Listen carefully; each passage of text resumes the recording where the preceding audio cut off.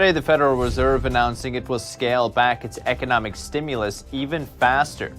It's amid concerns of persistent inflation. We have analysis.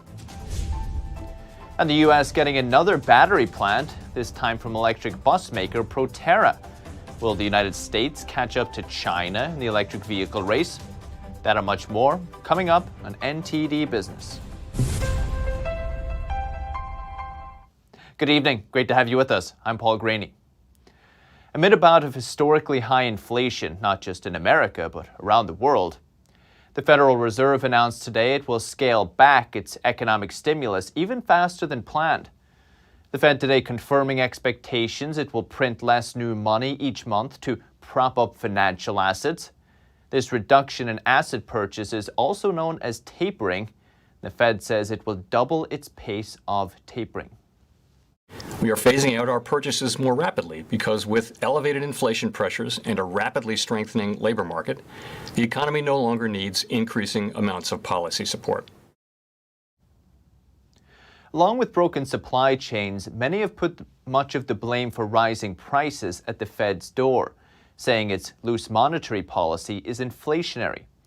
Until recently, the Fed insisted inflation would be transitory and would ease as supply chains recovered. However, it retired that label a few weeks back as it began to scale back its economic stimulus. It also looks like the Fed will begin raising interest rates sooner and faster than expected. Cheap credit has also been blamed for pushing prices higher.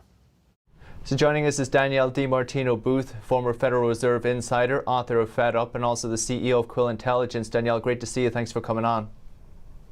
Thanks for having me on this Fed Day. Danielle, to fight inflation, the Fed's going to double its pace of tapering. It wasn't long ago, a couple of weeks, 3 weeks ago, the Fed was sure, all but sure, give them credit, that inflation was going to be transitory. What's changed between now and then?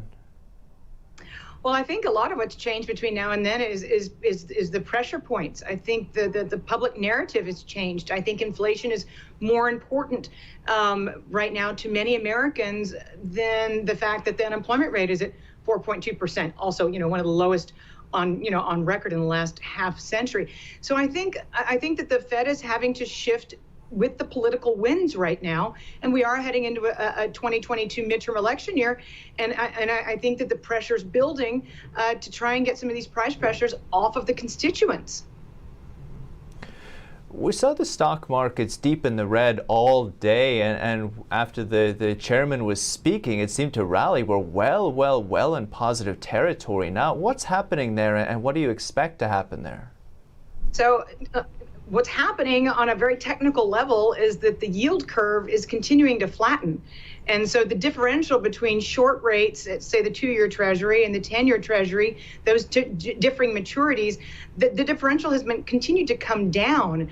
And when the spread between those two yields decreases, that tends to indicate that the economy is going to be slowing. And if the economy is slowing in reaction to the Fed being much tighter than they had anticipated, there were several dots on that dot plot. There were 2 members of the committee that actually were advocating for 4 rate hikes in 2022. The majority see the Fed raising rates 3 times in 2022. This is a huge shift from the September meeting, and what the yield curve is telling us right now is that the Fed's not going to be able to tighten. And that's why I think the stock market is celebrating right now, because it seems like the economy slowing is going to get out in front of the Fed's ability to tighten and maybe force them to stay in the market and stay more dovish and keep monetary policy easier than they would otherwise. So what are the forces at play here? We had the Federal Reserve insisting that they're going to tighten faster, it sounds like today, as you mentioned, but you're saying there are other forces at play, other signs that are showing maybe recessionary risks or some risk of a slowdown? Well, we have seen, we've seen mortgage originations decline for 3 months in a row now. We had a retail sales figure out for November that showed that the core retail sales, so to speak, that which feeds into the gross domestic product GDP calculation, when you take out autos and food and building materials, that actually printed in the negative in this morning's data. So there are definitely some initial signs that the economy is slowing, and part of why the economy is slowing is because inflation is running as high as it is. So there's a little bit of circularity there. The cure for high prices is high prices. That appears to be the case if it is indeed slowing the economy, and that's going to force the Fed again to be more measured than it would otherwise like to be, given what we saw in terms of the hawkishness come out of the Fed today. Very good. A lot to unpack. Danielle DiMartino Booth, Quill Intelligence. Appreciate it. Thank you.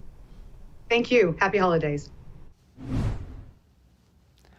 And overall, the U.S. retail sales grew modestly in November, up 0.3%. It is still less than economists predicted, though. It's also much slower than October. Analysts say October number could have been boosted by early Black Friday deals. The biggest weak spots in November's retail sales report were department stores, electronics stores, and appliance stores. They were down around 5%. One bright spot was spending at bars and restaurants, up 1%. That's the fastest pace of growth since July, hinting at a return to pre-pandemic behavior maybe. Overall, retail sales were still 16% higher than November 2020. And some retailers are planning to open online marketplaces like Amazon or Etsy, where others can sell their products. Macy's is the latest to announce an upcoming launch. Here's NTD's Evelyn Lee with more details.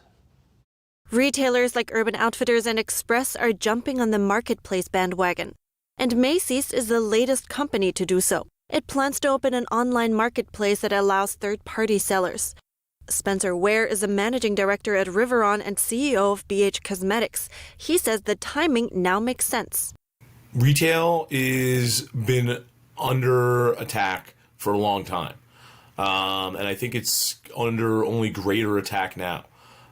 Supply chains are under attack, margins under attack, factories under attack, sourcing's under attack. It's all challenged. It's all under attack, and they just need to lower risk to live to another day. Economically, this is a low-cost and high-margin opportunity for the companies.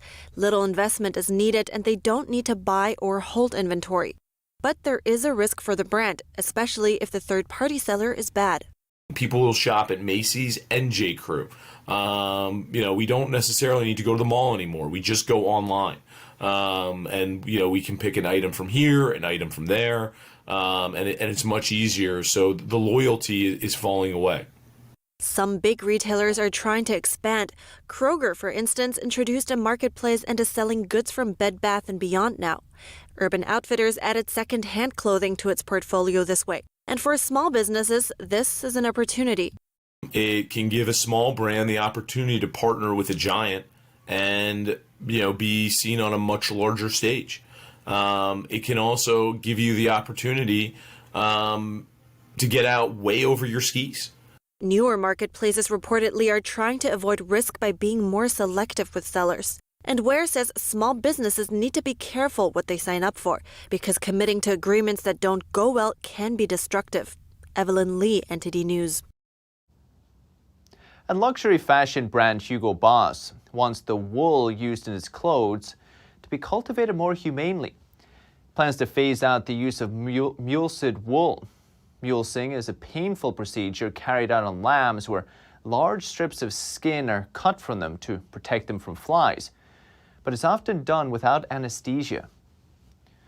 For its pure wool suits, the luxury brand is planning on becoming completely mulesing-free by 2025. And the entire product range will be mulesing-free by 2030. A total of 35 brands like Adidas and Calvin Klein have already committed to purchasing only certified mulesing-free wool. And according to one advocate group, Hugo Boss has been one of the most active supporters of the cause. Four Paws wants to mobilize enough brands to encourage the wool industry to end mulesing entirely. And Wall Street ended sharply higher today, despite the Federal Reserve announcement about faster tapering. The Dow rose 383 points, about 1.1%. S&P 500 gained 76 points, about 1.6%. And the Nasdaq gained 328 points, about 2.2% today. And some cryptocurrency ads are getting banned in the United Kingdom. for not disclosing the risks involved with the type of investments. Authorities say some companies were also taking advantage of consumers who have no experience with crypto. The watchdog banned 7 ads, including on websites, Twitter posts, even posters in public transportation. Companies impacted by the ban include big exchanges like Coinbase Europe and eToro. One ad that stands out is from Papa John's Pizza. It was giving away free Bitcoin with every qualifying pizza purchase. Papa John's said it was celebrating Bitcoin Pizza Day, which is meant to commemorate the day when 2 Papa John pizzas were bought for 10,000 Bitcoins. That was over a decade ago. Those 10,000 Bitcoins today, they're worth about $500 million. UK Watchdog said the pizza ad failed to warn customers about the volatility and risks that come with crypto. And Honda's Research Institute has invented a system that uses its vehicles to monitor road conditions. That includes lane lines on roads that can fade over time. That makes them hard to see, of course. The system uses the car's onboard cameras and GPS to inspect and grade lane markings, then sends the information to road operators in real time. There are only 2 vehicles currently in the program, but Honda says it could lead to safer roads in the future. But the car maker hasn't announced plans to commercialize the technology. Another electric vehicle battery plant will be built in the United States, this time by U.S. bus maker Proterra. So with all the chip and battery plants in the works, how will the United States fare in the global EV race? NTD's Faye Corder speaks to an expert. California-based Proterra is building an EV battery plant in South Carolina. It's going to invest at least $76 million and expects to create over 200 jobs. Proterra is a U.S.-based bus manufacturer, and it's been growing rapidly. David Hart is a senior fellow at the Information Technology and Innovation Foundation. Hart says even though the U.S. is investing heavily into electric vehicles, it's not in the lead. The U.S. is still lagging behind, certainly in adoption, but it's starting to trend up. And in production as well, I think that will follow adoption. And we see automakers making large commitments in the United States as well as elsewhere. But the overall picture, the vast amount of capital is still flowing to other countries besides the U.S. While North America has announced 46 gigawatt hours of lithium-ion battery cell production capacity for next year, China has announced capacity of 373 gigawatt hours. Gigawatt hours are used to measure large amounts of energy output. I don't know that the U.S. will catch up, but I do think it will hold its own. The auto market is going to be regional, that is continental, so the North American market will be different from the European market, which will be different from the Asian market, because these vehicles are very large, and the batteries as well, very hard to transport. Proterra's planned facility will be its 3rd battery production plant in the country. It hopes to begin production in the second half of 2022. Faye Corder, NTD News. And the U.S. Senate today voted to pass the National Defense Authorization Act, or NDAA. It authorizes $770 billion in defense spending. Now the president is expected to sign it into law.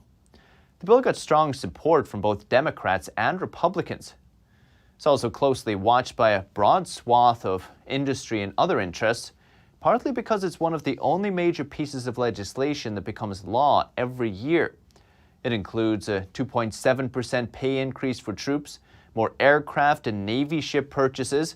That's in addition to strategies for dealing with geopolitical threats, especially Russia and China. The bill sets aside $7 billion for a special fund to strengthen U.S. forces in the Indo-Pacific region. It'll also ban the Department of Defense from buying products produced with forced labor from China's Xinjiang region. And the House passed another piece of legislation Tuesday to ban all imports from China's Xinjiang region. It's seen as Washington's continued pushback against the Chinese regime's treatment of the Uyghur Muslim minority. The Senate is expected to pass the version of the bill as soon as today, and President Biden again is expected to sign it.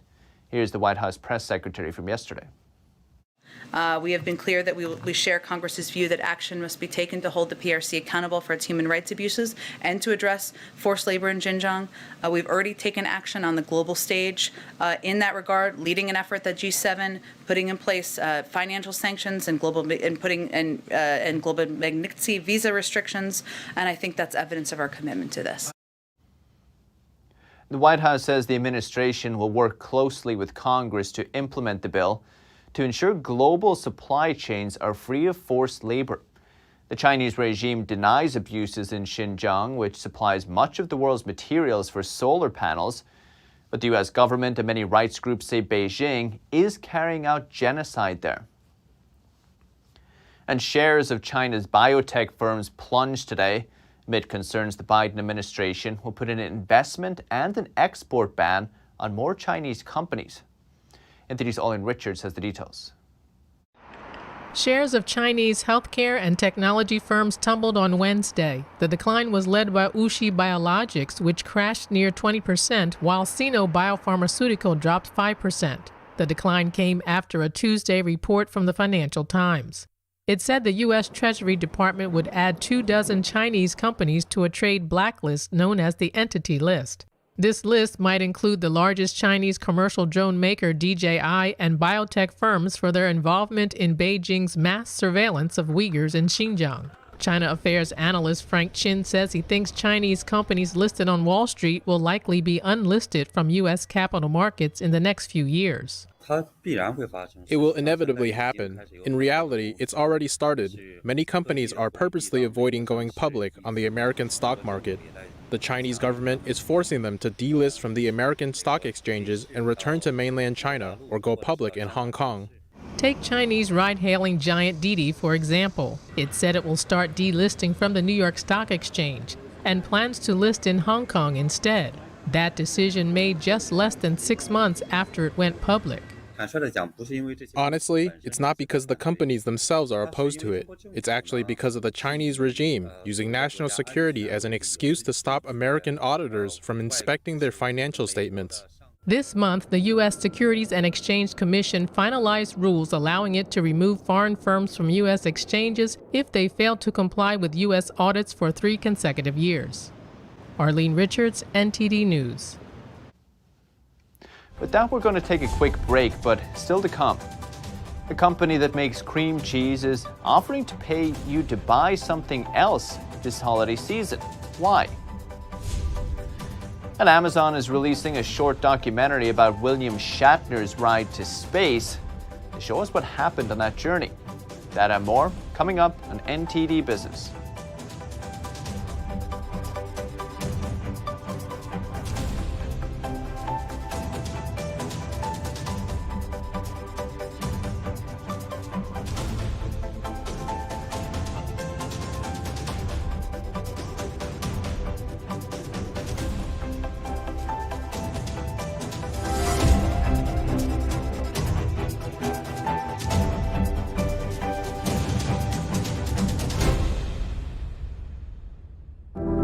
Secure, the true solution for your digital privacy and security. Secure is a private and secure messaging and email solution hosted in Switzerland, using military-grade encryption and Swiss privacy laws, giving you true privacy. Secure is 100% private and does not collect or sell any of your personal data. Secure's Helix technology connects you securely to our Swiss servers without the need of a VPN, guaranteeing privacy and security for all your communications. Secure Messenger doesn't require your phone number or any personal data that hackers target. Chat by Invites allows you to chat privately and securely with anyone outside of your secure network without the need for others to download Secure. Secure Send offers you a private and secure way to email anyone outside of Secure. You won't find this level of privacy or security on any other email or instant messaging application. Visit secure.com. Regain and protect your privacy today.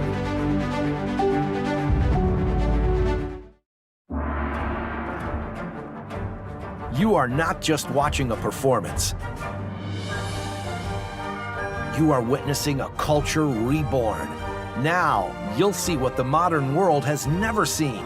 China, before communism. Shenyun 2021, live on stage. Get tickets now at shenyun.com.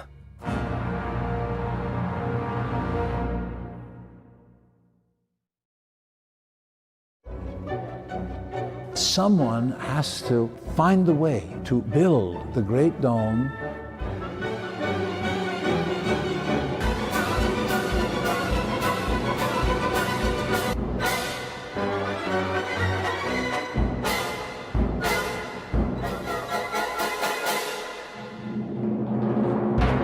Completely new, completely original.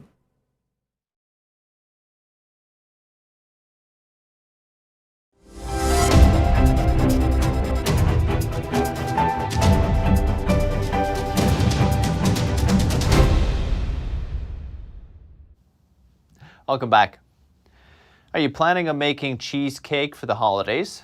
Well, Kraft, the company behind Philadelphia cream cheese, will pay you to make a different dessert instead. It's because there's a cream cheese shortage. Kraft said today it plans to pay $20 to 18,000 shoppers is to buy other ingredients for dessert. You can sign up for the offer starting Friday and then send a receipt for a different purchase between Friday and Christmas Eve for reimbursement. Cream cheese is key for desserts such as cheesecake and toppings like icing. Supply chain disruptions have caused cream cheese prices to rise, impacting individuals and businesses across the country. And if you're a chef or restaurateur looking to set up shop in your own space, Las Vegas could be the perfect location. A Nevada real estate developer is offering to give away a diner, deli, or coffee shop in downtown Las Vegas for free. The developer Dapper Companies is holding a contest to decide who the lucky entrepreneur will be. To enter, you must create a presentation describing your concept in detail. Then qualified applicants will present their ideas and businesses to a panel of judges who will pick 5 finalists. The finalists will then cook selections from their proposed menus. Judges from multiple Las Vegas eateries and restaurants will pick the winner, and after that, the winner will work with the developer to build out the property. And a baker in a German state of Bavaria is offering up a new type of pastry. They look sweet, but also contain an unexpected burst of flavor, thanks to a unique ingredient. Take a look. Fresh and brightly colored, these sweet pastries are sure to whet the appetite of anyone who sees them, but they contain a unique secret ingredient: algae. A German baker has won over customers with this eco-friendly innovation. Of course, in Bavaria at first, everyone was like, "What's that? I don't like fish." And it wasn't working. But then bit by bit, we started posting on social media. Then people started trying it and they realized it's tasty. The algae treats not only stand out on the shelves, but shine under UV light. But their maker, also a skilled chocolate confectioner, had made a name for himself long before dishing out the seaworthy snack. The pastry chef used to create baguettes featuring national colors for the European Football Championships, but has since taken a new approach to baking. He invented this new dessert along with a professor at the University of Munich. The scientist helps extract necessary ingredients generated from algae. He explains that the algae can be farmed in either salt or brackish water.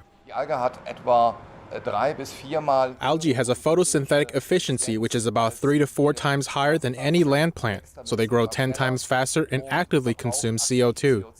So we can benefit the climate by eating algae products. The concept of eating the plant isn't a modern one. Even the Aztecs grew and ate algae. Something with bread and algae already existed, but nothing to do with sweets or with snacks, so we tried to combine creativity and health to create it.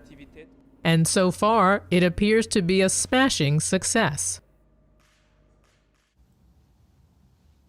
And Amazon wasn't around to chronicle when William Shatner boldly went where no man has gone before. But it's here now to show us what happened when he went where only a select few have gone. The company's streaming service is releasing a short documentary about Shatner's ride to space aboard Amazon founder Jeff Bezos' Blue Origin earlier this year. In less than an hour, Shatner in Space tells the story of the man who portrayed Captain Kirk in Star Trek, preparing for his real-life space flight and then embarking on it. It includes conversations he had with Bezos leading up to it, the 90-year-old telling his kids about what he was going to do before showing what happened on the flight. Shatner was visibly moved by his journey as he shed tears and repeated, "Oh wow," while floating weightless and looking out the window. Cynics saw the journey as a public relations move, while others viewed the life-imitating art moment as inspirational. And NASA's James Webb Space Telescope is going to be launched next week. The telescope was finished years late, cost far more than planned, but NASA hopes the instrument may expand our understanding of the universe, including its earliest stages. NTD's Olin Richards takes a look. The goals of the mission include searching for the first galaxies or luminous objects formed in the early phases of the universe, and learning how galaxies evolved from their initial birth to the present day.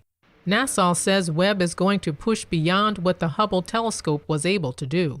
It's going to be sensitive to galaxies that are more distant and younger, that really formed closer to the start of the universe. So in that way, we're going to see towards the beginning of the universe closer than ever before with Webb.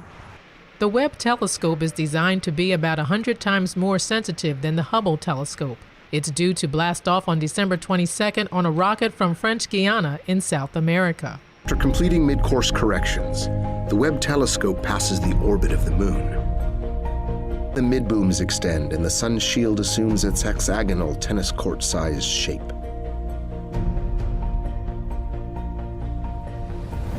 Discoveries made by this observatory will rewrite textbooks, inspiring the next generation of future engineers and scientists. This revolutionary tool will provide mankind with an unprecedented view into the birth of the first stars and galaxies. The telescope cost $8.8 billion to develop. The total price tag, including operational expenses, is almost $10 billion. Other than studying the early phases of the universe, scientists plan to use the telescope to study exoplanets, which are planets beyond our solar system. When we look at a blank part of sky and see distant galaxies that we didn't realize were there before, or we look at the atmosphere of an exoplanet and we discover a molecule that we didn't appreciate would be there before, and we have to figure out, okay, what does that mean now? And what does that mean for our understanding of how the universe works? After launch, the Webb telescope will deploy on a month-long million-mile journey to a more distant orbit than Hubble, beyond the moon. That's the latest business updates for today, but you can still catch NTD Evening News with Stephanie Cox. That's at 6:30 p.m. Eastern. For NTD Business, it's all for today. Thank you for watching. We'll see you tomorrow.